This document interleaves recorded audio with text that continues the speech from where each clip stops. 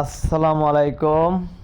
সবাইকে পবিত্র ঈদুল ফিতরের অনেক অনেক শুভেচ্ছা ও অভিনন্দন। ঈদ মানে আনন্দ, ঈদ মানে খুশি। দীর্ঘ 1 মাস সিয়াম সাধনার পর মুসলমানদের জন্য আজকের দিনটি অত্যন্ত আনন্দ এবং খুশির। এই একটি পবিত্র দিনকে কেন্দ্র করে মুসলমান নরনারীদের মধ্যে চলে অফুরন্ত কেনাকাটার এক চাহিদা। নতুন জামা কাপড় জুতা ছাড়া ছোট বাচ্চাদের ঈদ উৎসব কোনো মতেই জমে না।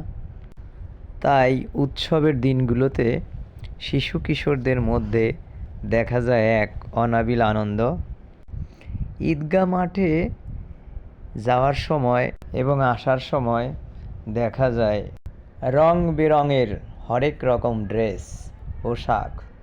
আমাদের এখানে ঈদের জামাত আগে 9টায় হতো। অনেকের অনুরোধে এবং আসতে দেরি করে বিধায় আজকে 9:30টায় হচ্ছে। কিন্তু আমি লক্ষ্য করলাম এক শ্রেণীর লোক এখনও আসে নাই। আজকেও তারা এই জামাত মিস করছে বা ফেল করছে।